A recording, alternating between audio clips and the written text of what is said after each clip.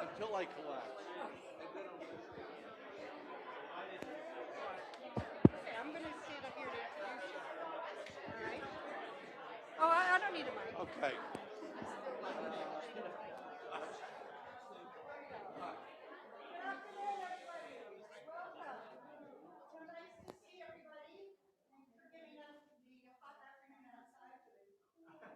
Cool lower level program over the Desmond-Fish Public Library. So nice to see you. I'm Anita Prentice. I have the honor of being the president of the board of the Desmond-Fish Public Library. And I want to thank, first of all, our director, Dee Caraba, our program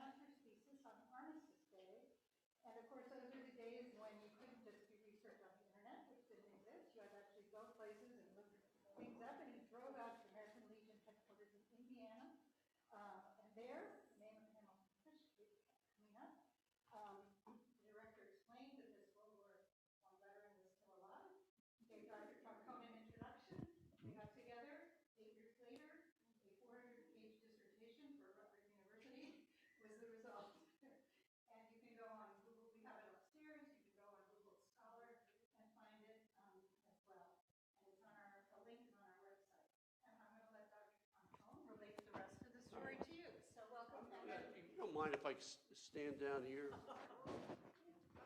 It's a lovely experience. Thank you. And I don't know if this, can you hear me? All right, thank you. I want to thank Anita and the rest of the people here at the library for inviting me.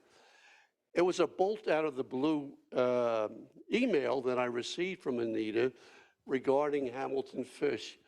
I hadn't talked about Hamilton Fish, I guess since 1993. And there was a chapter of my life that was basically done. But let me explain how I got to meet him. And Anita's correct, I was writing a paper when I was doing my graduate work at Rutgers on Armistice Day. So I decided to drive out to Indianapolis to the American Legion archives. And so Tom Hull, who was then, he's since passed away, the director, told me that Hamilton Fish was still alive. I said, oh my gosh. He goes, well, I'll give you his home phone number. You can give him a call. He's not necessarily the easiest man to know, but nonetheless, I returned to New Jersey, where I lived. I called him, and one thing led to the next. I helped him do research for his memoirs, and then I decided that I was going to do my doctoral dissertation on him. Well, it turned out to be a monumental project. And it took many years. I did a great deal of research. I traveled across the country going to different archives. And also, Hamilton Fish's son, Congressman Hamilton Fish, helped me get documents, about 3,000 or 4,000 pages of documents from the Justice Department through the Freedom of Information Act. And it was a gold mine of information. And so I put all of this together, and eventually the dissertation was completed in 1993. If I had to do it again, I would make some major changes to it, but at the time, I was just learning history. And I was able, once I got the job at Dominican College, where I worked full-time for 27 years, I learned more. And I'm still learning. I'm still reading, still learning a great deal about history. I wish I had known some of this many years ago. But I understand, based upon what Anita communicated to me, that there's been something of a controversy involving Hamilton Fish and his alleged collaboration with Nazis. And I understand that Rachel Maddow, I think she's the television journalist. I don't usually watch the media news channels. To me, they're just simply opinion. But nonetheless, I'll do my best I can to address some of the charges that she made. But before I do that, and I'll be glad afterwards to take any questions you have, any questions. Hamilton Fish was born in 1888. His mother died in 1899, and that left him under the tutelage of his father, who spoiled him. Hamilton Fish was, from his early years until he died, extremely reckless. He did not know restraint, and he oftentimes did things that were not just reckless, but threatening, physically threatening, and later on, when he entered politics, politically threatening. So when he was young, he was driving a horse carriage with some of his siblings. He was going too fast, and it toppled over. That was one of the earlier incidents in his life that showed his recklessness. Then when he went to Harvard, at that point, he had come under the influence of Theodore Roosevelt and imbibed the sense of rugged individualism, real manhood. And a man at that time had to display his physical aggressiveness. And I'll talk about that in just a moment. While at Harvard, he became an outstanding football player. But in a game that Harvard played against West Point in 1909, And in those days, they used what was called the mass play. They lined up all of the defense on one side of the gridiron. And he charged that the captain of the West Point team, Byrne, I think his last name was, hit him so hard he snapped his neck, and he subsequently died. He later regretted this. He played according to the rules. And the fact is, at that time, football had very few rules protecting players from this kind of harm. There were calls for football to be abolished. Theodore Roosevelt intervened and saved football, college football, from being banned, abolished. Roosevelt also said he had no use for mollycoddles who complained about a broken leg. Well, Fish had broken one of his ribs in a game and was outfitted with a leather garment to protect himself and played. Not surprisingly, when World War I broke out, but even prior to World War I breaking out, he played a major role in the Plattsburgh training camp movement, again organized by Theodore Roosevelt, former President Roosevelt, and then General Leonard Wood. He went to the New York State Assembly, served 3 terms, and as America veered closer to entering World War I, he helped organize the 15th National Guard. Once World War broke out, the 15th National Guard was organized into the 369th All-Black Regiment. They went to France in January of 1918. They served on the front lines longer than any other regiment. Fish served with great distinction and bravery, under fire constantly, won the Croix de Guerre for that. He returned home in 1920, was elected to Congress, and then began once again to display the kind of aggressiveness. Some interesting events from the 1920s. I won't go into his entire political career. In 1922, he and Senator Henry Cabot Lodge introduced in Congress, which was subsequently passed, the Fish-Lodge Bill, which recognized, President Harding signed it into law, a Jewish homeland, not a Jewish state, in Palestine. Fish collaborated with the ZOA, the Zionist Organization of America. For the remainder of his life, he would cite that as evidence that he was not an anti-Semite. Okay?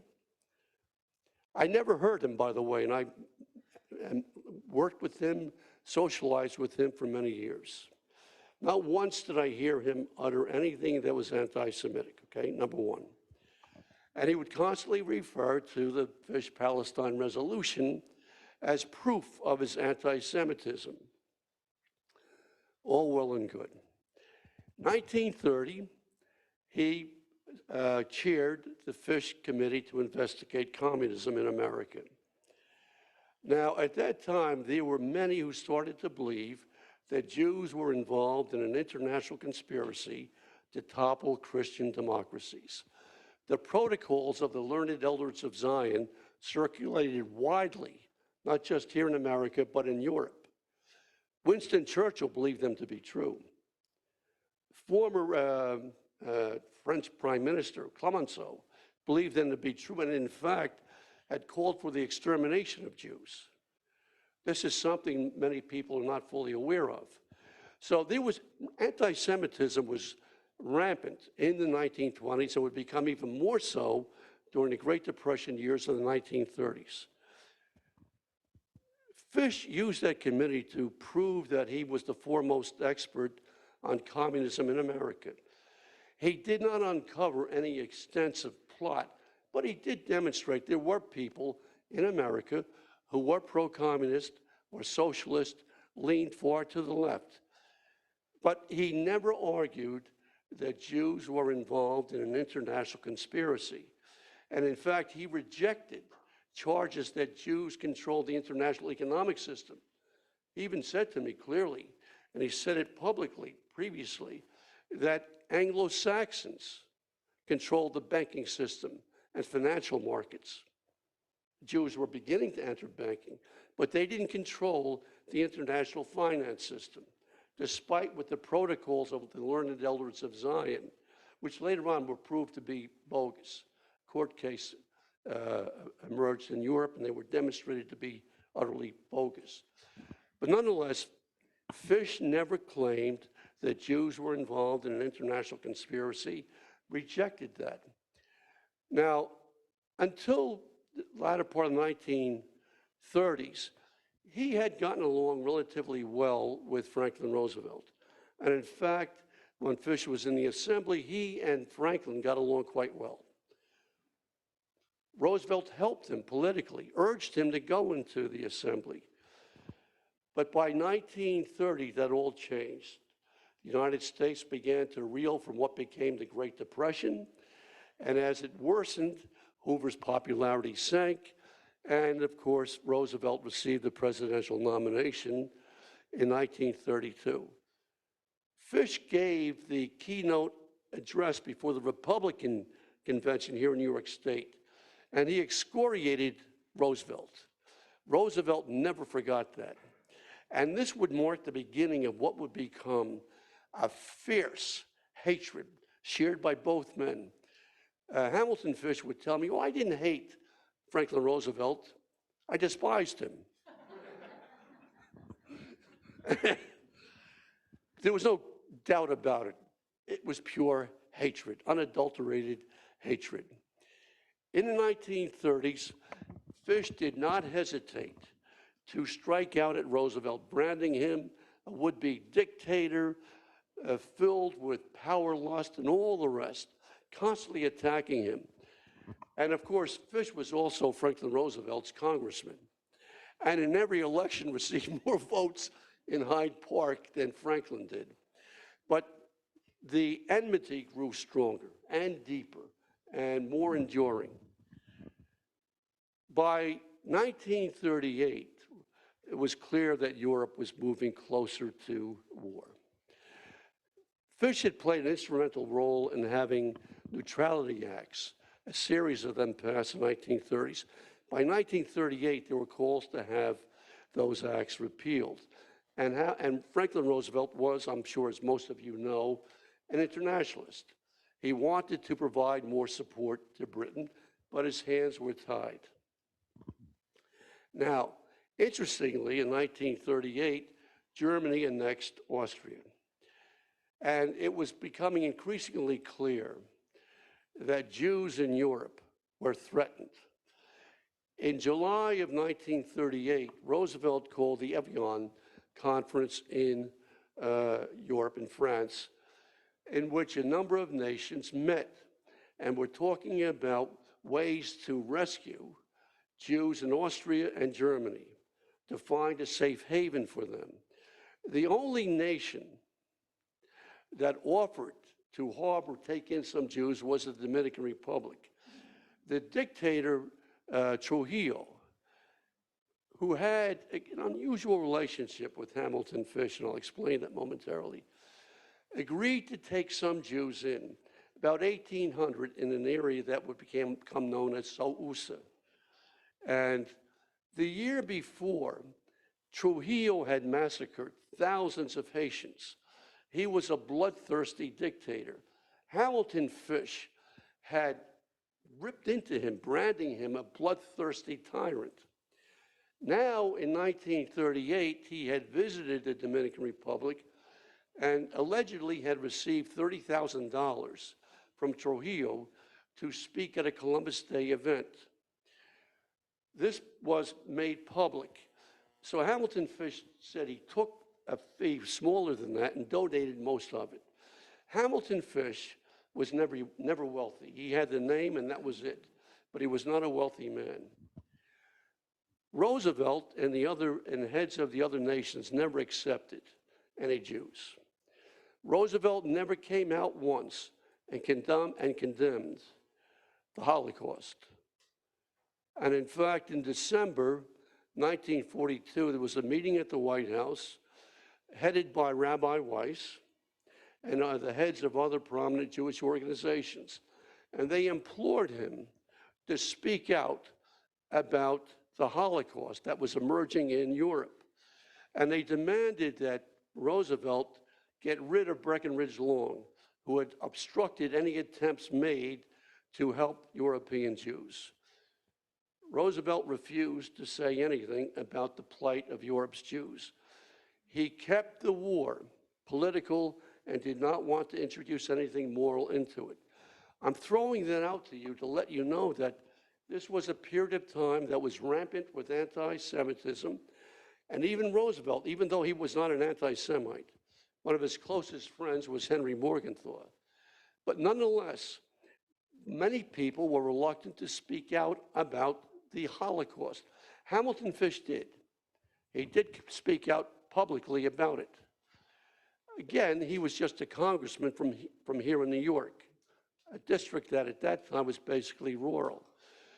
Now, of course, he himself had long harbored presidential ambitions, but was thwarted by other Republicans and, of course, by Roosevelt's determination not to relinquish his reins of power in the White House, running successfully for both another third term and then a fourth term.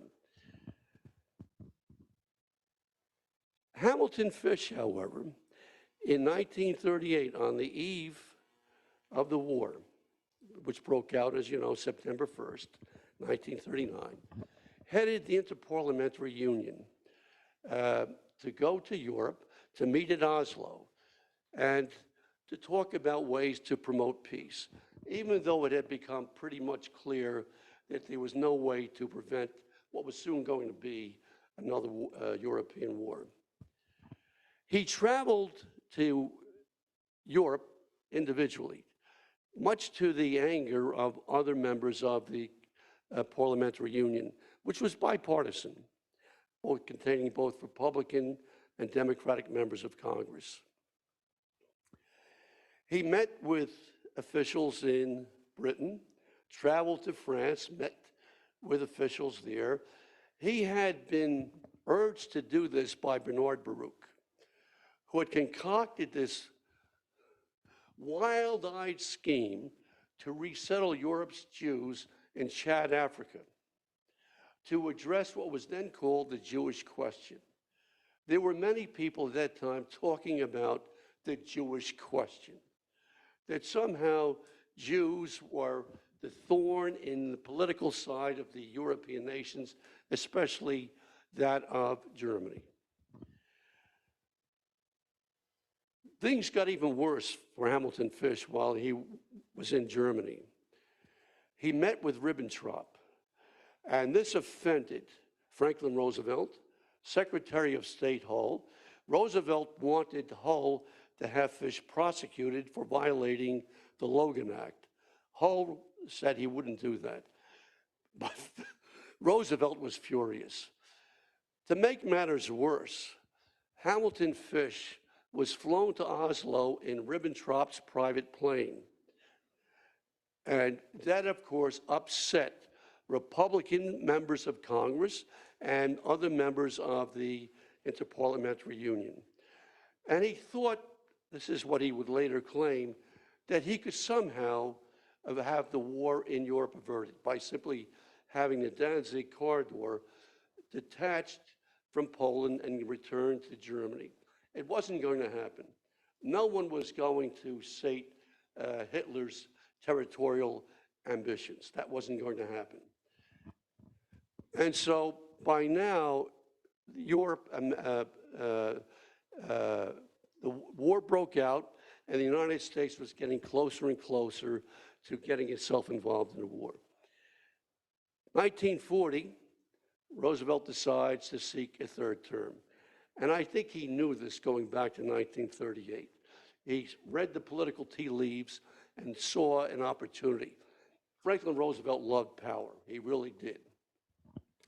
And of course, this just simply burned Hamilton Fish up to no end. He was furious. Every step he took toward the White House was blocked by people in his own party, the internationalists. He was, of course, a non-interventionist. Roosevelt won, and now the situation got even worse. In 1940, once Britain was under assault, Britain turned to the United States for aid. And of course, in January 1941, this is the same year the United States would enter the war, H.R. 1776 was introduced in Congress, Lend-Lease. This was in January 1941. March 10th of 1941, it was passed. During the interim, Hamilton Fish, as the ranking Republican of the House Foreign Affairs Committee, did everything he could to block passage of it. He assembled a list of witnesses to testify against it. John Kennedy's father, Charles Lindbergh, and a host of other luminaries at that time. And of course, nonetheless, pardon me? Well, it depends on your political point of view. Remember, until Pearl Harbor, 75% of the American people opposed American intervention. Hamilton Fish and other non-interventionists misinterpreted that number because by January of 1941, true, the majority of Americans did not want this country getting involved directly in the war. They wanted this country to provide Britain with aid, military aid, so it would not fall victim to the Nazis. That was the big change, And so on March 10th, Lend-Lease passed. Hamilton Fish, again, excoriated Roosevelt. And this only added to Roosevelt's anger. And Fish, of course, was speaking on behalf of the America First Committee, formed his own committee, appointing himself to be president, to denounce the war. And that's where he began to associate with people who were on the very far right, some of whom were anti-Semites. It was a strange cast of characters. And Roosevelt ordered Fish to be investigated. He was placed under surveillance by a number of different agencies. Naval intelligence, military intelligence, his phone was tapped, he was surveilled, and I found out all of this by the documents I got under the Freedom of Information Act. Roosevelt was not a guardian of civil liberties. He wasn't. This launched what would become known as the Brown Scare, where the pre-war isolationists came under attack and later on were prosecuted, many of them going to prison, including George Hill, who was a clerk for Hamilton Fish. And I'll talk more about that in a few moments. Fish had collaborated with George Viereck. George Viereck was involved with the Nazis. He had also ghost-written speeches for Franklin Roosevelt. He was a gifted writer and journalist. But Fish knew him. He was a link between other organizations and Prescott Dennett, who was a close friend of Hamilton Fish. So the situation worsened. And then, of course, when the war broke out on December 7th of 1941, Fish tried to ingratiate himself somewhat with Franklin Roosevelt, writing a letter to him saying, I support you completely. Roosevelt wrote back to him saying, yeah, well, thank you, but no thanks, and would never invite Hamilton Fish to the White House. He developed such an intense hatred. He was urging J. Edgar Hoover, the FBI, to launch a full-scale investigation into Hamilton Fish's affiliations with a number of organizations trying to prove that he was collaborating with Nazi organizations, and was still continuing to do that once the war had broken out, and the United States, of course, had entered it. Hoover wanted nothing to do with that. Henry Morgenthau, on the other hand, did. He pulled out all stops and had William Power Maloney organize a grand jury that investigated many of these pre-war so-called isolationists or non-interventionists. A number of them were indicted, including George Viereck, George Hill, Sylvester Viereck, I'm sorry, George Sylvester Viereck, and George Hill, Fish's clerk. Walter Reynolds was Hamilton Fish's secretary. The claim was that George Hill had allowed Hamilton Fish's frank to be used to disseminate pro-German propaganda. Now, there was nothing illegal about that, but they were trying to prove that this demonstrated a link between Hamilton Fish and the Nazis. Now, again, keep in mind, Hamilton Fish did speak at many anti-war rallies, including some organized by the Steuben Society. The Steuben Society was a legitimate organization comprised of Germans, most of whom lived in Yorktown on the east side of Manhattan. But once the war broke out, it was not a very wise association to make. He was reckless. He did not care about that. He felt he had every right to speak out against the war.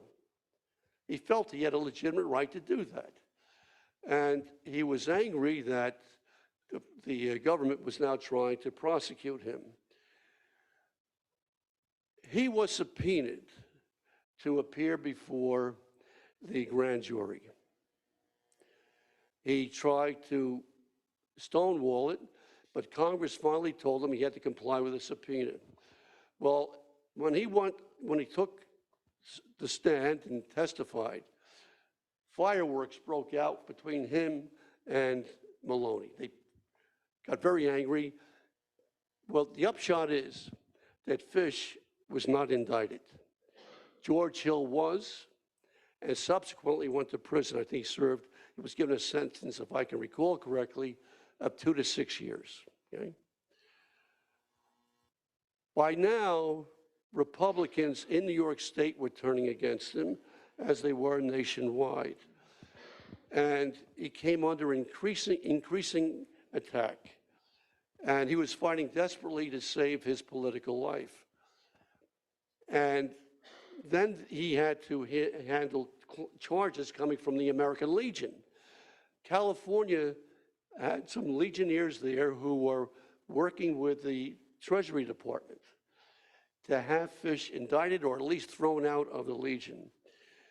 The American Legion, which had been opposed to the war, had reversed itself and, of course, now grew alarmed by Fish's rhetoric and his pre-war associations, and with his ongoing collaboration with people opposed to the Roosevelt administration. The American Legion finally decided it would not involve itself anymore in doing the administration's dirty work, even though they were growing tired of Hamilton Fish. They were annoyed, they were upset, but nonetheless, they finally decided they were not going to do the Roosevelt administration's dirty work. To make a long story short, in 1944, he was renominated, even though there were Republicans who tried to block his renomination. Franklin Roosevelt tried to find a Republican candidate to run against Fish in the primary. That didn't work. And of course, he subsequently had his district redrawn, gerrymandered, to include Rockland County. And he was defeated. And then, of course, retired from politics. And I'll leave it there for now. But I'll be glad at this point to answer any of your questions relating to the charges that Rachel Maddow made. Go ahead. I was just going to ask if you could talk a little bit about his civil rights. Yeah, I'll explain that, and the Fish Lodge resolution as well. Hamilton Fish, of course, commanded black soldiers in World War I. He grew close to them, especially James Reese Europe, the bandmaster. He was the only white officer who would eat with Europe, the only one. The 369th was commanded solely by white officers.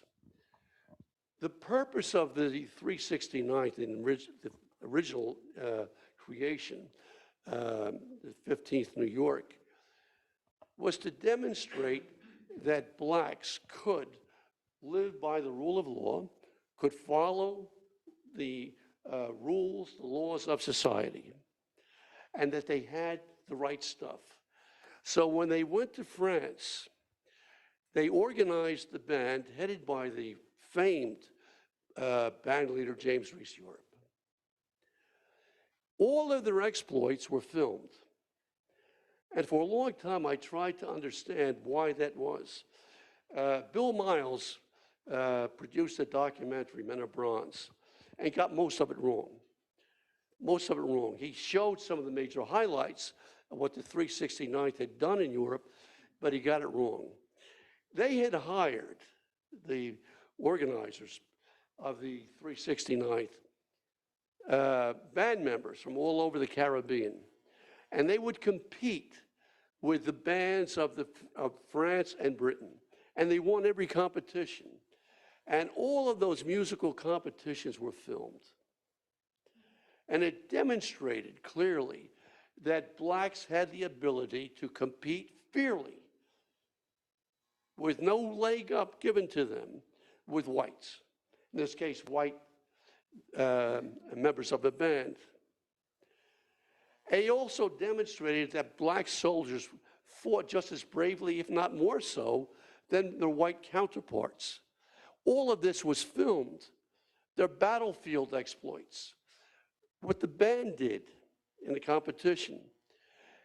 These films were shown in movie theaters in the North. They were never permitted to be shown in Southern movie theaters. They did not want anyone to think that whites and blacks could work together, fight together. Remember, the military remained segregated until Harry Truman signed the EO in 1948.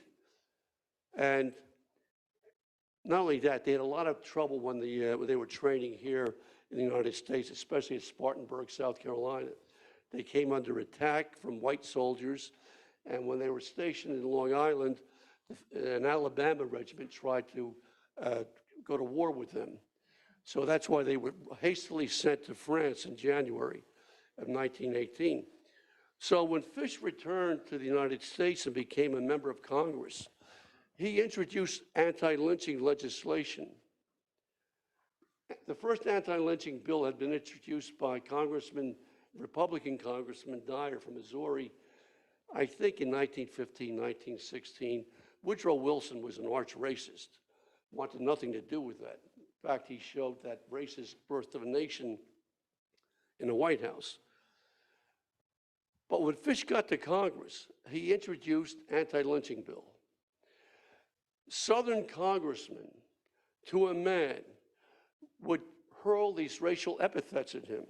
He nearly got into fistfights on the floor of the House over this. An anti-lynching bill made its way through the House, but subsequently died.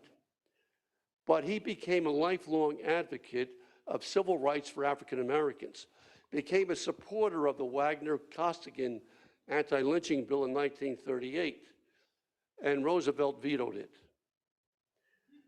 Roosevelt would not speak out on behalf of civil rights, claiming that this would jeopardize the unity of the Democratic Party, which had, of course, large numbers of Southern racists.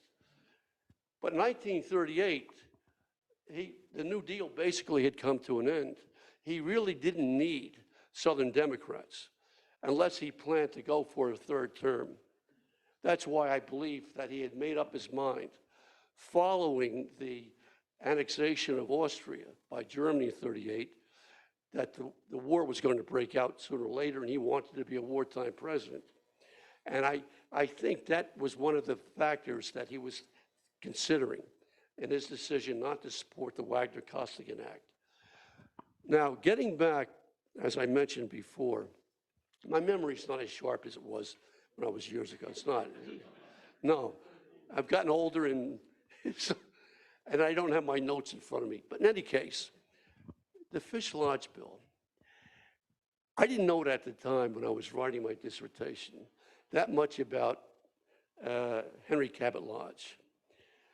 He was a notorious bigot, a racist, and an unavowed, declared anti-Semite. He had lobbied in the 1890s for restrictive immigration legislation. No president, beginning with Cleveland, continuing through Benjamin Harrison, William McKinley, Theodore Roosevelt, William Howard Taft, was willing to support a restrictive immigration act. This was also at the same time as the eugenics movement, which had emerged in the United States with a vengeance, headed first by Charles Davenport, and then, of course, enlarged by Madison Grant and later Lothrop Stoddard, who claimed that Jews, Italians, Asians, and blacks were innately inferior, okay? And they were trying to get anti-lynching legislation, anti-immigration legislation passed. And Lodge was at the forefront of this movement. 1917, a Restricted Immigration Act was passed that imposed a literacy requirement and also barred people who were mentally defective, which today probably would bar most Americans from getting in. We're going crazy today. I mean, really, think about it. Anyway, in 1920, when Fish was running for Congress, I looked at his plank: nationalism, 100% Americanism, which was the buzzword of the day. And then farther down in his 10 points was restrictive immigration legislation. Again, at the time when I was writing my dissertation, I wasn't familiar with much of this. And later on, I guess this was about 10 years ago, as I began to do more research into the eugenics movement, did it dawn on me what was actually going on here. Why would Hamilton Fish and Henry Cabot Lodge collaborate on anything? Because there was a movement afoot in America to bring about legislation to ban Italians, Jews, and Asians from coming into America. Those were the three primary groups. They were considered utterly defective, incapable of assimilating. So Hamilton Fish, I don't know the exact way this occurred. At the time, if I had known about this, I would have done more research and gone through Henry Lodge's papers, but I didn't. I mean, when you have a graduate student, you're doing so on a shoestring. Anyway, the Fish Lodge bill was passed, providing for, again, a Jewish homeland in then Palestine, not a state. Now, the British government was opposed to this. The New York Times came out against it. A number of non-Orthodox Jewish groups were not in favor of this because they read it as an endorsement of anti-Semitism, that this was a place where Jews could go rather than coming to the United States. Now, the Zionist Organization of America provided a great deal of support, providing witnesses to testify before the committee. And so Arab organizations were not quite equal to the ZOA, and the bill was subsequently passed. It did help provide legitimacy to Harry Truman's decision to recognize the State of Israel in 1948. It did provide some legal justification for that. The Zionist leader, Jabotinsky, oftentimes cited this resolution as a means of support. But by itself, the Fish Lodge resolution does not indicate that anyone was an anti-Semite. It clearly didn't clear Henry Cabot Lodge of his anti-Semitism. So I'm not saying that Hamilton Fish was an anti-Semite. Again, I found nothing to demonstrate that, okay? Nothing. But nonetheless, he did have associations with people who were anti-Semitic. And the Fish Lodge bill, or resolution, has many more layers than one might think. It's nuanced. So by itself, it doesn't relieve anyone of being anti-Semitic. Okay? So yes. First of all, thank you for your lecture, Doctor.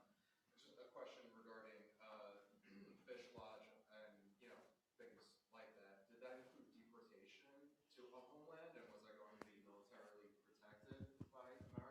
And no, it wasn't. No, the Alien Sedition Acts of 1917, 1918. Now, the Sedition Act is still in the books. It's been revised since 1918. That did provide for deportations, okay? A number of, including Jewish leftists, were sent back to Russia. But this didn't provide for that. This is 1922. The next year, the same year, the emergency quota, 1921, the year before, the Emergency Quota Act was passed, imposing limits on how many Jews and Italians and Greeks could come to the United States based upon the 1910 census. Well, it was obvious that if the nativists, the immigration restrictionists were going to get their way, they'd have to do something else. So in 1924, the Reed-Johnson bill was introduced in Congress, known as the National Origins Act. It was clever. No deportations. They went beyond that. They went back to the census of 1890, providing only for a small portion of Jews and Italians who were present in the United States in 1890 to be permitted to come into the United States. Well, in 1890, there were very few Jews in America, except for those who had come earlier in the century. There were very few Italians. So it meant that the quota would be minuscule. So and then, of course, it barred Asians altogether. The first exclusionary act to bar Asians was in 1890, the Chinese Exclusion Act.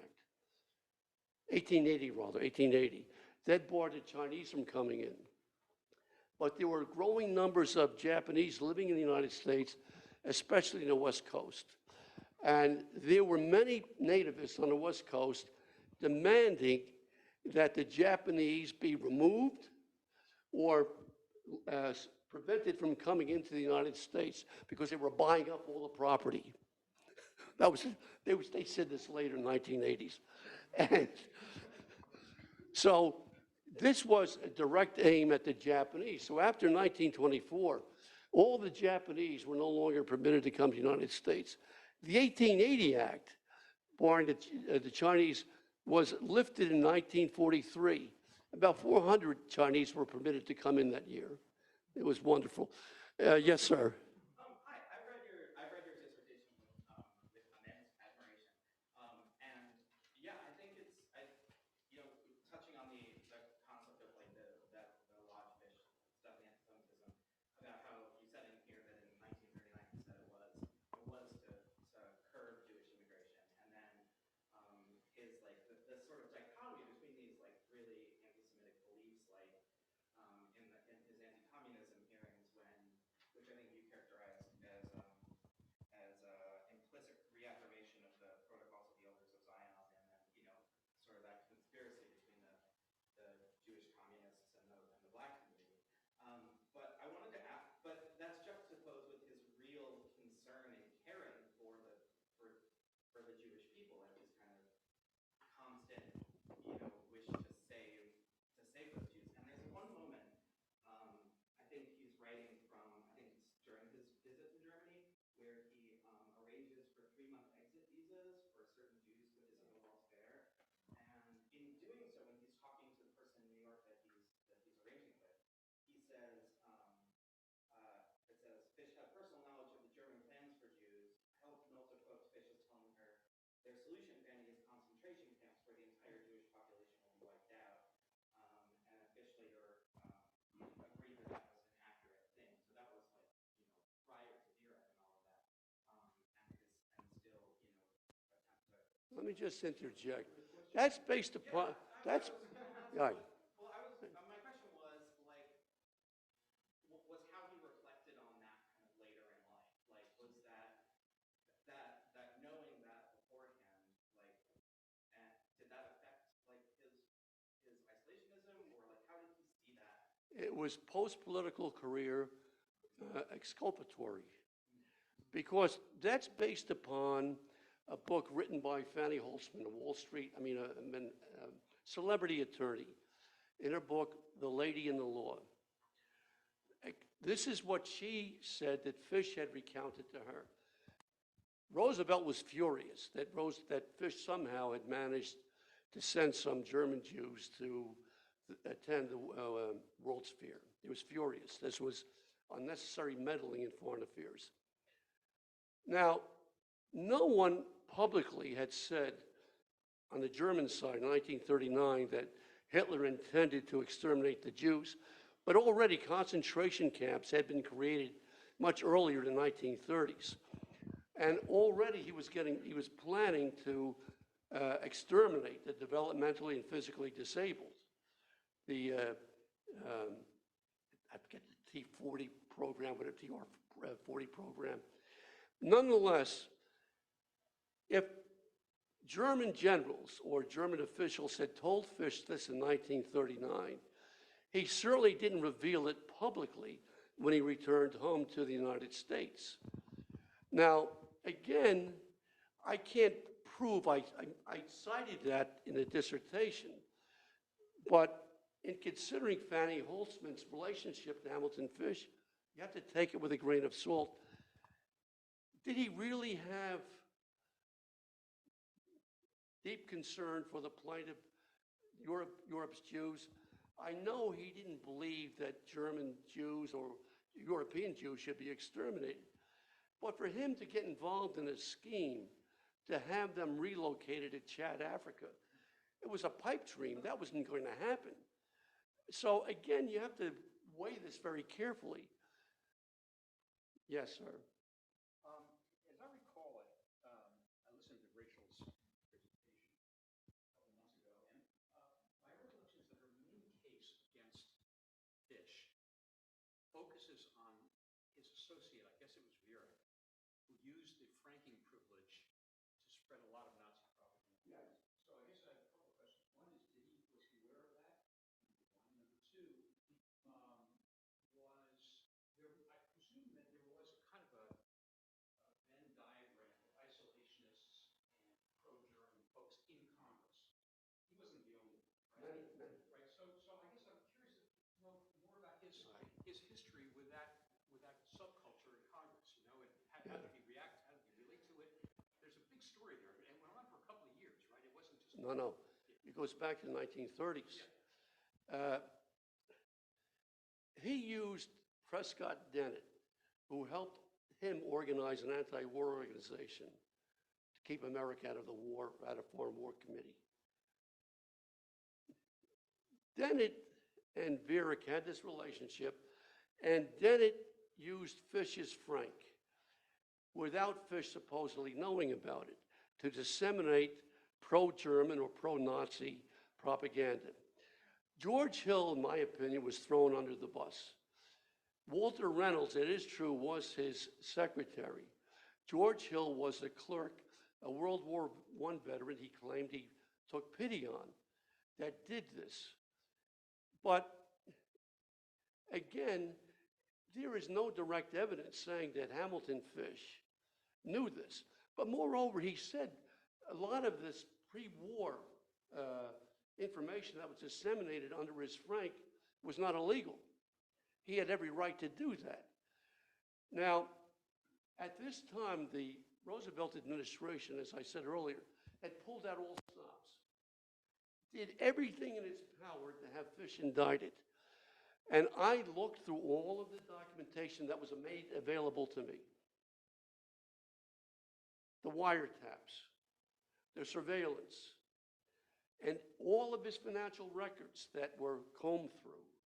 And the Treasury Department tried to get him for tax fraud, tax evasion. In the end, wound up paying about $400. His lawyer was Jewish, Lawrence Berenson, a Harvard grad, who defended him, pro bono, by the way. But my feeling is this: if the Roosevelt administration had had solid information based upon Roosevelt's intense hatred of Fish, Fish would have been indicted. They tried over and over and over again. They couldn't find anything to hang their hat on. They couldn't do it. Rhodes wrote that report, poorly written, poorly researched. In the end, had to throw up his hands and say, there's nothing here. Yes, ma'am. Thank you so much for this, because I was very influenced by this whole Rachel Maddow thing. So that pushed me to reading his memoirs, which I've been begging everybody to read, because if you really want to know what he's saying, read his memoirs. And so the question I want to ask now, going back to this Maddow thing, she talks about this photograph taken in Madison Square Garden. And that's what everybody was getting a gut reaction to. In the book, he claims that was distributed by a larger presidential, I think it's third term campaign. Does anybody know what actually, I mean, he takes it from his point of view. Does anybody know what was actually said? Yes. There are recordings. I have one somewhere in the hundreds of hours of tapes that I have. 1987, videotaped him with several of my colleagues for more than 2 hours. And we went through this as well. But I asked him about this directly. And he goes, that wasn't illegal. He goes, I spoke before German-American groups, and all of the members, all the people who attended these meetings were anti-war. There were many who were pro-Nazi. He said not all of them were pro-Nazi. Many of them simply were opposed to American entry in the war. It didn't bother him in that sense. By the way, the memoirs, I ghosted most of that. I wrote most of that. And by the way, just quickly, it was no fun because I have hundreds of hours of tapes of him telling me what, and he always had a wonderful ability to speak in the third person. Well, Mr. Fish felt this way, or Mr. Fish, but you have to remember, I have to be fair about this, he was in his 90s. So you have to be careful in what someone, even at my age, says. I want to thank you for this brilliant scholarly presentation. I don't think it was brilliant, but I'll get to you. And I have absolute proof that Hamilton Fish was not anti-Semitic. Right. I was having lunch with him on the eve of his 80th Harvard reunion, where he told me he was going to be the only one there. They would wheel him around. And we were having a nice lunch, and he had invited a friend of his for a college, another Harvard grad who was going to a reunion, who was a lawyer from California, and he was at the luncheon. And at one point in the luncheon, the lawyer got up and started screaming anti-Semitic diatribes at me, as I'm Jewish. Ham got up. He was about 100 years old at the time, had bad knees. I know it hurt him to get up. And he pointed at this guy. He said, unless you give Mr. Gibbelson an apology right now, you just get out of my house. No one screams anti-Semitic epithets in my house. That's it. But you know, I just want to add to that. Again, I never heard him say anything remotely anti-Semitic. He was, however, careless, oftentimes reckless in his associations. And I can understand how someone, from the vantage point of today, construe his behavior as proving his anti-Semitism. Many of the things he did were ill-advised, especially in speaking before some of these pro-German, even pro-Nazi rallies. He was not a member of America First, but he spoke for the America First organization. He said primarily for money, because he had so little of it. But again, I never found the smoking gun. The Roosevelt administration never found the smoking gun, as much as the administration wanted to prove he was guilty of anything. They found nothing. Sir, all the way in the back. Yes, thank you, Professor Troncone. What, if any, in your analysis, do you think his experiences in World War I with the 369, which was the of the all-American units spent the longest time on the line in combat. Influence is not wanting to get involved with another European unit. Oh, no question about it. No question about it. And in fact, like many others, he was opposed prior to America's entry in the war to Theodore Roosevelt's anti-German rhetoric, his belligerency. He was opposed to that. Fish was not angry at the Germans or anything at that time, but like many veterans, regardless of which side they fought on in World War I, came away from that war utterly dismayed, upset, wanted nothing more to do with another European war. And there's no question that influenced the way he felt about war. It was horrific. It was a horrific war, and there was, the literature, especially by the novelists and poets, is vast about how many felt so disillusioned, destroyed emotionally by that war. And so the refrain was, in the lead up to America's entry into the war, by many Americans, we fought in Europe once. We helped bring peace to Europe. Now they've thrown it away. Let them deal with it. That's what Hamilton Fish said. Well, it's really not a good way to analyze history or foreign affairs, because the Roosevelt administration clearly had to calculate what was in America's best interests. And Franklin Roosevelt always saw America's interest in political terms, always. Forget about it, forget about the morality. He wasn't interested in that. He was a master politician and strategist at all times. Probably one of the most brilliant presidents we've had in that regard, with the exception of Abraham Lincoln. And so Roosevelt understood the importance of keeping Britain free from falling to the Nazis. He understood the danger that posed to the United States. At the same time, it also expanded his power. If he had left the White House in January 1941, he would have gone down in history as a very good president for his handling of the Depression. But World War II thrust him into the realm of being great or near great. He did an excellent job during the war. But nonetheless, there were these shortcomings, moral shortcomings.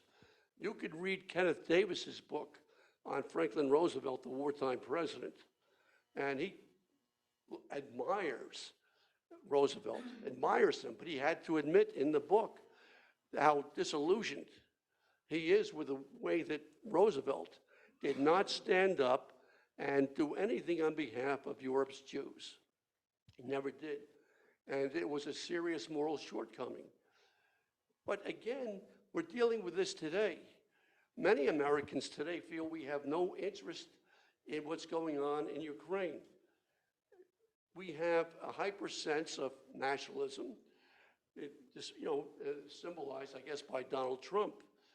And that's the kind of populist nationalism that to some extent existed in the 1930s. And we see it today.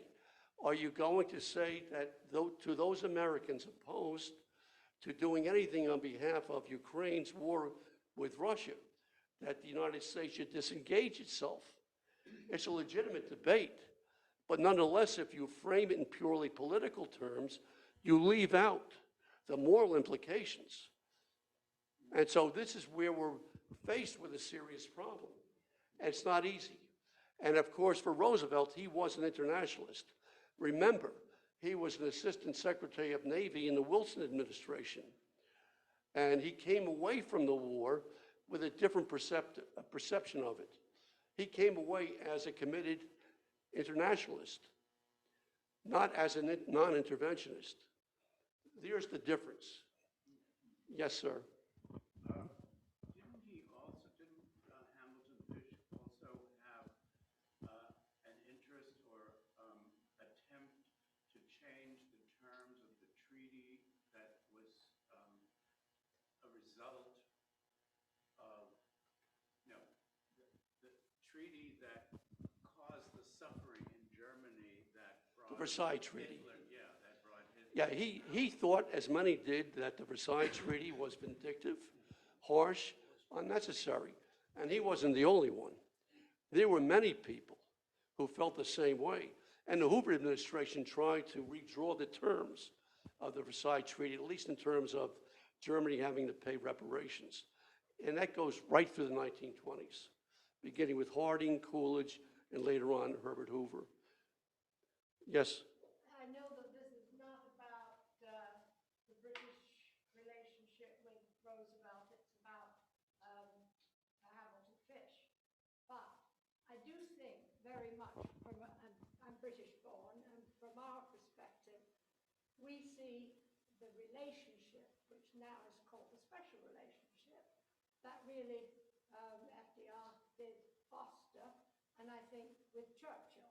And I think it came out of the suffering that the British had in World War I, where 3/4 of the young British died very, very horrible deaths in the trenches. And it really made the British to be, I think, anti-German at that point. And therefore, I think Roosevelt, with his affiliations, I think also became rather anti-German from the get-go.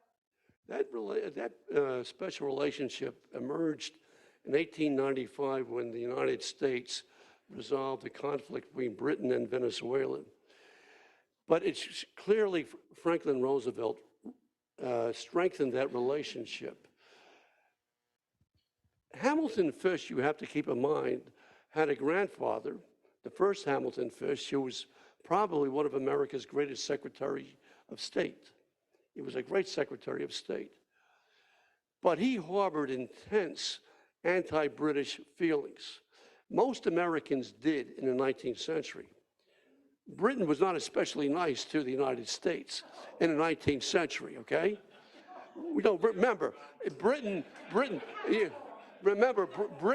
torched the White House. Yeah. Hamilton Fish inherited that anti-British sentiment. And World War I did nothing to smooth his feelings over about Britain. He came away from that war disillusioned. And by the way, in the 1920s, he collaborated with Eleanor Roosevelt in trying to have the United States join the World Court and abolish law, getting the outlawry of war amendment passed, which was important to getting neutrality legislation passed in the 1930s. Now, he was, of course, like most Republicans, opposed to American entry into the League of Nations. So the United States never joined that. And after the war, Fish was equally opposed to the United States joining the United Nations. He was opposed to what was then called one worldism. He drifted farther and farther to the right, buying into some of these conspiracies. He spent so much time trying to prove that Franklin Roosevelt knew beforehand of the Japanese attack at Pearl Harbor. Let me tell you, I investigated that thing thoroughly. I went through 55,000 Japanese intercepts at the National Archives. For those of you who might believe that's the case, that, that Roosevelt engineered that attack, and you read John Toland's book, Infamy, it's all bogus. It's based upon, I just want to quickly do this, I don't take any more. It just comes to my mind. Because in the book, Toland came up to see Fish. I arranged for Toland to come to Fish's apartment on 68th Street. And he claimed that a General V, someone who had to remain anonymous, had firsthand information that General George Marshall, who was the Chief of Staffs, head of the Chief of Staffs, helped engineer the Japanese attack, knew it was coming. General V. He wouldn't tell me who General V was. After Toland left, I said, I had an idea who General V is.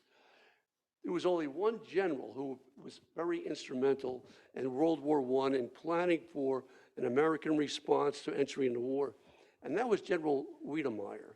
And General Wedemeyer drew up what was called the victory plans, General V. Fish knew Wedemeyer, so he called up Wedemeyer in Gaithersburg, Maryland for me. I drove down, interviewed Wedemeyer. He was then 90 years old, but still spry and strong and cogent. So we're sitting there talking. I said, listen, I said, take no offense. I said, are you the General V that John Toland mentioned in his book, Infamy? He says, USOB. Who, he told you? I said, no, he didn't tell me. I said, common sense pretty much tells me that you were the, he goes, I told Toland I had no direct information about this. He hated Marshall, and Marshall felt the same way about him. So there again is no proof that Roosevelt engineered the attack. And then to say that Secretary of State Frank Knox, who was a former Bull Moose Republican, played a role in this was utterly ridiculous. Even Fish said that this guy Toland is full of you-know-what. So anyway, that's the aside to this. Yes? You mentioned earlier that Fish was a passionate anti-communist early on. Yes. So if you were having a cappuccino with Fish in 1938, would he have said that the real problem in Europe was Russia, not Germany? Yes.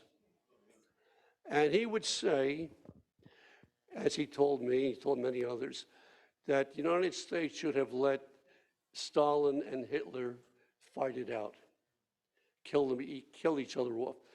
That's a non-response. It's non-historical and it makes absolutely no sense. The world would have been far worse off if Hitler had succeeded, okay? It was Hitler, Nazi Germany, that caused all the problems in Europe, okay? Fish tried to absolve himself of any complicity or responsibility, even intellectually, for what happened, okay? So it's a non-response. And, but nonetheless, there were those who felt that the United States could live with a Nazi Germany in charge of Europe, in control of Europe. And most Americans would have gone along with that, regardless of the threat, ultimately, that it posed to the United States and its vital interest. Yes? Where did Fish stand, or did he make any stand, with regards to the internment of Japanese? He was opposed to that. Yeah, he was opposed to that. On February 19th, 1942, Roosevelt signed Executive Order 9066, which authorized the internment of more than 110,000 West Coast Japanese, California, Oregon, and Washington. Those are the only areas. Japanese Americans elsewhere, or Japanese citizens, of course, were not uprooted. If you were born in the United States, if you were born in the United States and you were an Asian, you were an American citizen. But if you were a resident, an alien Asian, you could not become a naturalized American citizen, okay? But Roosevelt gave in to all of the anti-Japanese sentiment and allowed General DeWitt to go about doing this dirty work. Even the American Legion cooperated with the administration in having this accomplished. The American Civil Liberties Union did not utter a word of protest. The same thing during the war when all of these pre-war isolationists were being prosecuted. It remained silent. It was really disturbing in terms of how civil liberties were trampled upon during World War II, and it would be repeated again during the Red Scare after the war ended. This time it would be people who were liberals and leaned to the left or pre-war communists who would be prosecuted. Yes? First of all, this has been fascinating. I can't thank you enough. Oh, thank you. I have 2 points. One, to just underscore this idea that Fish tolerated pro-Nazi people who were against the war. Yes. And just to there's an article in Times about the rally in Madison Square Garden, New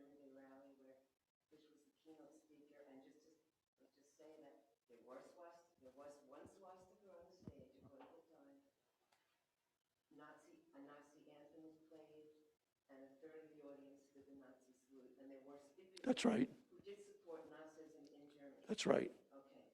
Now, my next thing, this is not a smoking gun, exactly, but it's smoking gun-ish. I just lost it, but, because I wanted to read his direct quote. I'll get back to it. But anyway, this was an article about, it was written in a Jewish telegraphic agency, which was kind of a Reuters type thing, about Jewish propaganda that was put into his franking envelope by Peli. Silver shirts. Written by, it was Peli Publishing. That's right. Anti-Jewish. That's right. Specifically anti-Jewish. That's right. Literature that included an advertisement for Yeah. Protocols of the Elders of Zion. And when he was asked about it, I really would like to pull this up if you want to take another question. Well, I could paraphrase it, but I'd rather just let him speak for himself. Okay, I got it. William Dudley Pelley, by the way, was head of this right-wing organization known as the Silver Shirts. He too would be prosecuted. Go ahead. I got it. So, questioned by the Jewish Telegraphic Agency, Representative Fish stated that he has no knowledge as to who could have used envelopes bearing his congressional frank. Quote, "It certainly was not done by any friend of mine, but rather by an enemy trying to smear my name," Congressman said. "Perhaps by a member of the Fight for Freedom or by a fanatical Jew who was opposed to my fighting against America's entrance into the That's right. My record of 20 years in public service shows that I never made any anti-Semitic statement. On the contrary, I was opposed to anti-Semitism. I have no more to do with the charges of the Fight for Freedom Committee than the President of the United States." Okay, so there's a little bit of irony in there, because on the one hand, he's blaming the Jews for sending the stuff out of Can I interrupt? Because I actually went to Princeton University 2 weeks ago, and I looked at that original. He made a speech where he said that he could have been accused by a Christian warmonger, a fanatical Jew, a hysterical something or other. He had a whole list of people who might have accused him, and then the press release that was put out only highlighted. That's very interesting. By the way, when he was under attack, yeah. When he was under attack, I'll get to you in one moment. When he was under attack by political enemies here in the Hudson Valley in 1940, 42, and 44, there were many of his opponents who were Jewish, and he would say that. And sometimes he would say, well, those people are against me, which was true. But it's a stretch, I think, to say, though, that demonstrates that he was an anti-Semite, because clearly in his associations and what he said and did on other occasions demonstrates something much different. Yes, ma'am. Yeah, I want to get back to something you were talking about before, which I think is critical to this discussion. You talked about Roosevelt not doing anything for the Jews that were being persecuted and murdered in Germany. What did, I mean, I know what he wrote in his book, but what, from your experience and research, what did Fish do about it? He couldn't do anything. He condemned it. He spoke out publicly about what was going on in Europe. After the war, he forged close relationships with people in Israel. I went to an event at the Harvard Club, and the Jewish ambassador, Israeli ambassador to the United States, was in attendance and congratulated Fish for his support of the state of Israel.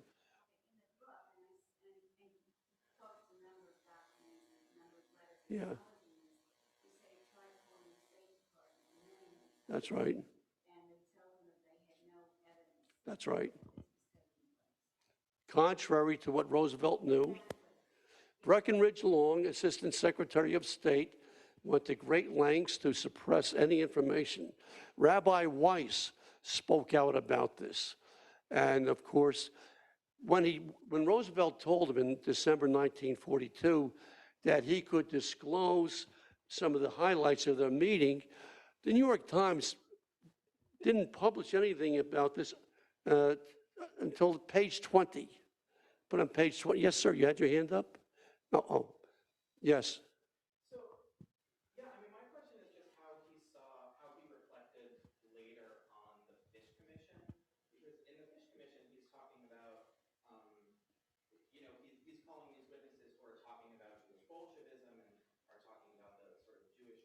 That's right. to radicalize black people. He said, he talks about the moral depravity of the Jewish communists, and he's asking people about the sort of Jewish conspiracy to create communism in America. Did he maintain that view of the communist plot in the U.S., or did he see that later on No, he saw that there were Jewish people on the political left, that there were Jewish communists. So he saw that and he highlighted it. There's no question he was throwing red meat to members of the political right. And in fact, many of the people he associated with prior to World War II and even after World War II were people whose sanity has to be questioned. Edward Smith, for example, subsequently was sentenced to prison. William Dudley Pelley, Elizabeth Dilling. There were so many, a cast of characters you can't believe.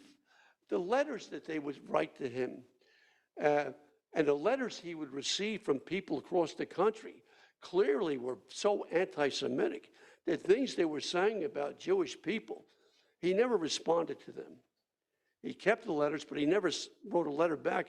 It was obvious these people were deranged. That somehow Jews were trying to engineer the overthrow of the United States. So, but again, this is what I uncovered. This is what I was able to find out in my research. As far as Rachel Maddow goes, unless she has a smoking gun proving conclusively that Fish collaborated with the Nazis after the war, no question, he sidled up to pro-German groups, maybe even pro-Nazi groups prior to the war. But I found no evidence that he did so after the war. Yes? But I'm just interested, in all of this, how would you characterize his relationship to Nazism? Because, to speak at a rally where there's a swastika and blah, blah, blah, it is in a sense using his power to promote Nazism. So I'm interested in how you characterize. It's a recklessness. It's an indifference. It's an indifference to the moral implications of associating himself with people clearly who were ill-intentioned, who were deranged, mean, evil. Which may have had an impact, right? It probably did, sure. But he was not alone. Most people in Congress felt the same way. They might not have been so open because they were more reserved, had better judgment, but he was certainly not alone. Yes, sir. Thank you very much for all this information. Some of us are here today because the controversy emerged and created this question about whether the library should be renamed. I'm glad to know that he wasn't anti-Semitic. For me, there's another question which doesn't really have to do with you, but has to do with us here in the community who are not acknowledging the fact that Alice Curtis Desmond put her life and soul into this building. And I'm someone who's also put a lot of blood and sweat into this building, volunteering over the years. And my wife and I even created a theater performance here to publicize the need for an elevator so that people like... Oh, okay, let me go. No, I'm going to take my turn too. I'm sorry, so go ahead. I'll wrap it up. Anyway, I think it would be fair to put some kind of plaque up or to have some kind of notice here that he had his fine qualities and that he wasn't an anti-Semite. But for those of us who might have been in the library when he was walking around, he was not a very nice person. And in fact, Alice Curtis Desmond divorced him and maybe hoped, I don't know for sure because I didn't know her, but people have said, she wished she would have divorced him sooner. Well, let me comment on it. When they get, wait, just quickly, let me comment on that. They may have had a relationship of some kind back in the 1930s when they were both married to other people. She had She loved him deeply. Well, maybe they may have had a romantic relationship, a dalliance, back in the early 1930s.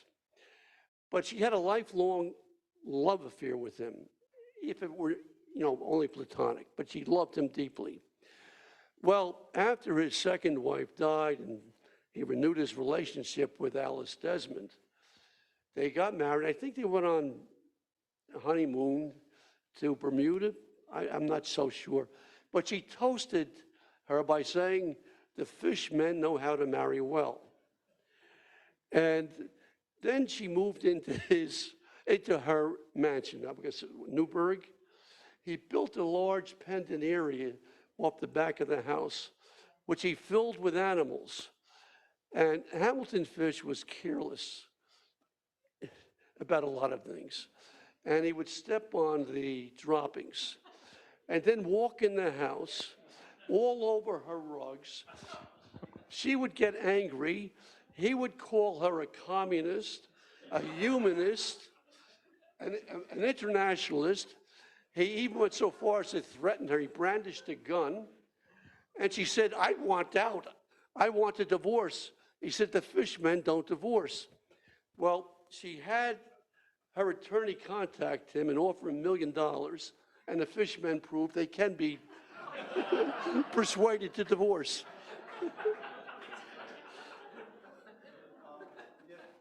Wait, let me get to his, I'll get to you next. Please take me seriously, because by now the ratio of women who are called upon in the room to speak is about 4 to 10. So I'm glad to join. Well, get angry at me. Oh, yeah. Unlike my husband, I'm not convinced that he was not anti-Semitic. And I think I can ask you, you refer to him repeatedly as reckless, and I'm curious if you imagine that in today's world, what some of the young people are talking about is, if you're not actively supporting disenfranchised people, what is the matter with you? Because it's gone on too long. There's still Jews who are mowed down in synagogues, and black children and white children mowed down in their schools with their teachers. So I'm wondering if you imagine, as I do, what his perspective would be today. He placed himself, as a previous speaker has made note of, in my mind, in an abhorrent capacity. So do you imagine he would have learned anything comparing scores of years gone by and the present? Does that make sense? Yes, it does. He was opposed to murder of any kind, whether it was the murder of Jews or blacks. He would speak out openly about this. He would condemn violence. So I never heard him condone acts of violence. Now, if you're asking me if he were alive today, would he speak openly, say about gay rights, about social justice? I can't say, I don't know. That's my answer to you.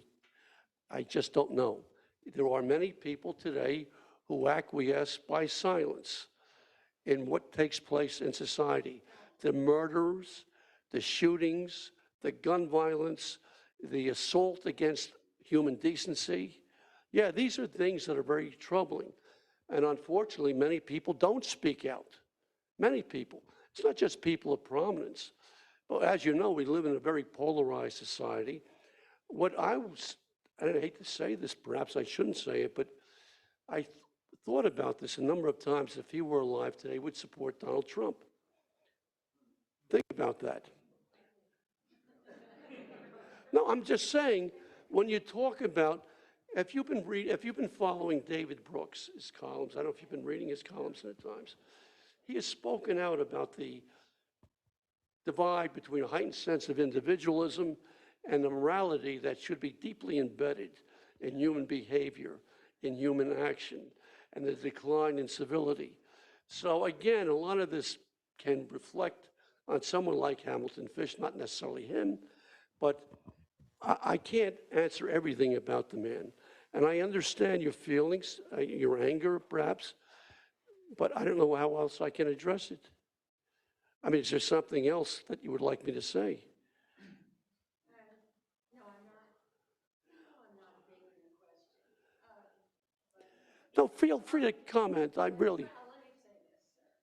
As one university professor to another, I appreciate your being here because I think the best thing to come out of the last few months and his name all over the place is this discussion, such as this. And I'm very glad it is. Wait, no, no, no. 1 minute, Anita, and then I'm shutting up. The level on which this has been conducted is something that makes me feel safe and sane. Makes me believe that the opposition is wrong and this is what is right. That's it. No, I happen to agree with you. I mean, really, no, this is a civil discussion. And I haven't spoken publicly in years. And, well, what subject did you teach with? Sure you want to know? Yes. Clinical psychology. Gee, and I shared an office in a social science office with many psychologists. So we had a lot of fun. But I'll get to everyone else. Just give me a couple more. And I left the classroom retiring from college in 2019. And it had become increasingly more difficult to engage in any kind of discussion.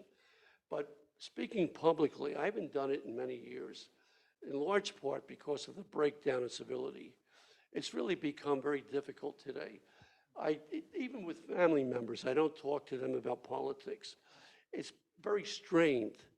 And so you find yourself living silently. I read my books, newspapers, magazines, or what have you. That's basically what's happened. Yes, sir. Right. It's a very simple question. Rachel Maddow walked into the room right now. What would you say to her? I would say hi, nice to meet you. I have no animus. I respect her point of view. I do. I respect anyone's point of view. I used to tell my students, you don't have to agree with me. In fact, most people don't. I'm married. My wife is, she'll tell you. But seriously, I would be willing to listen to anything she has to say. Not that I would try to convince her or she convince me, but I would listen to her. And we'll see what kind of discussion we would have. That's the best I could do. But I wouldn't be angry. Priscilla has a question. Oh, did I miss anything? Oh, I'm sorry. For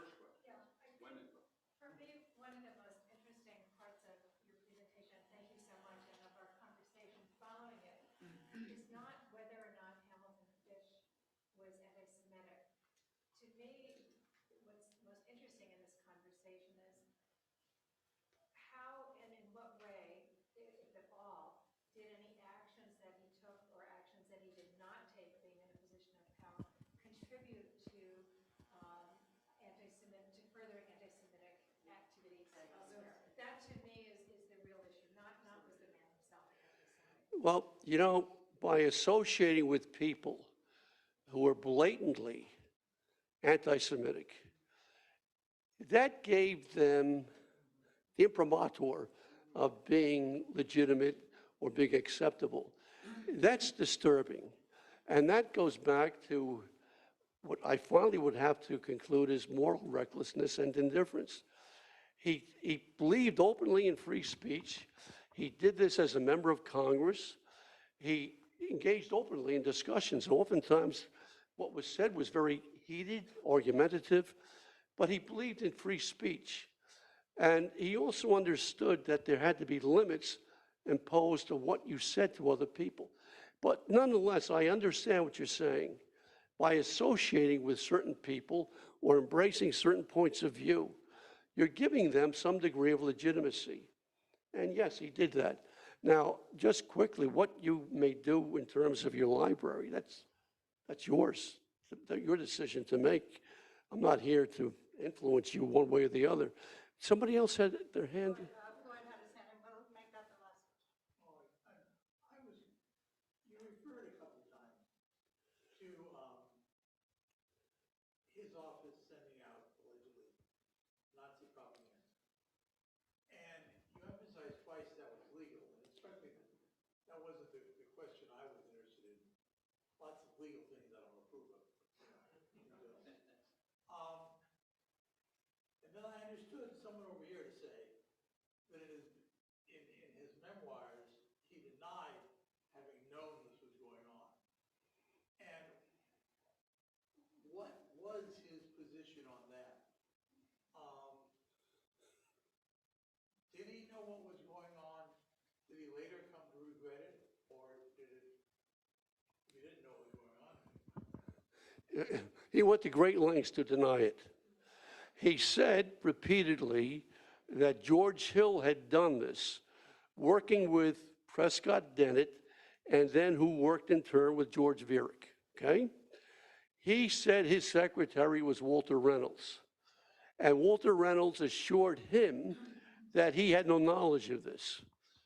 Now, Walter Reynolds also denied knowing that George Hill had given any of this propaganda or used any of this propaganda, disseminating it through Fish's Frank, okay?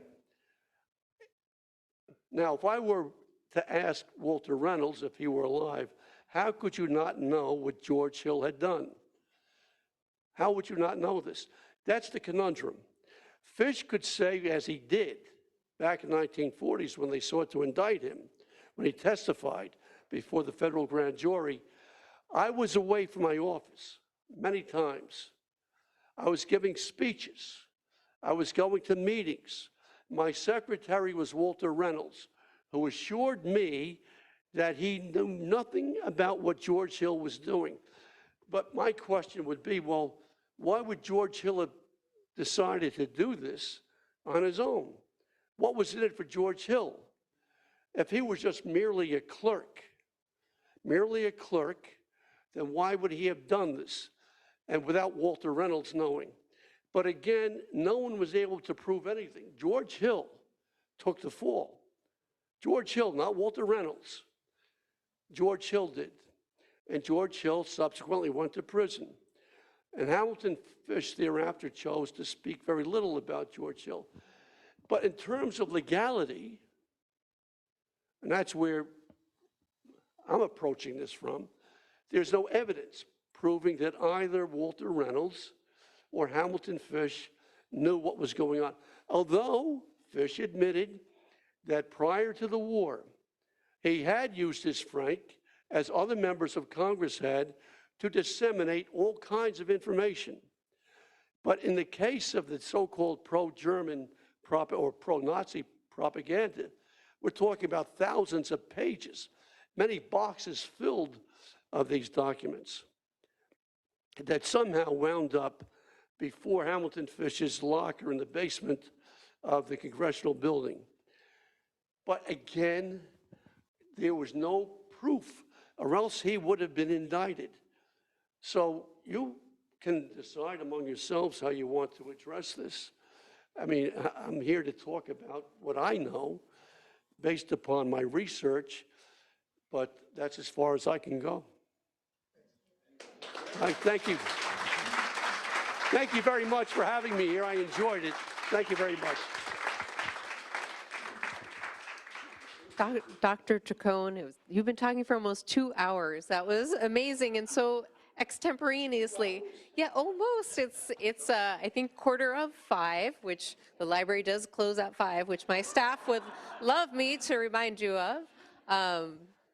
In terms of what you were saying about how the library will deal with this, as some of you know, our Board of Trustees voted in May to form a name review committee.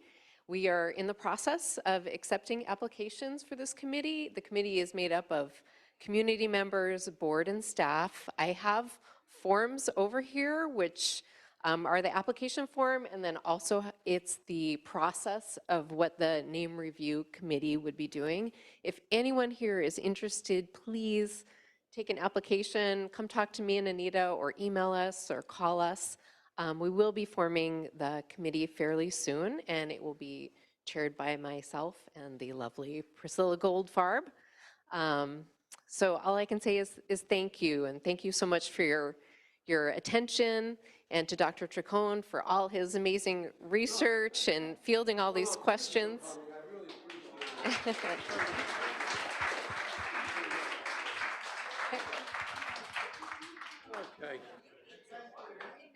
No, I kept meaning to turn this around no, for you. that's I all was right. like, oh my goodness. It was amazing. I was like rattling off dates.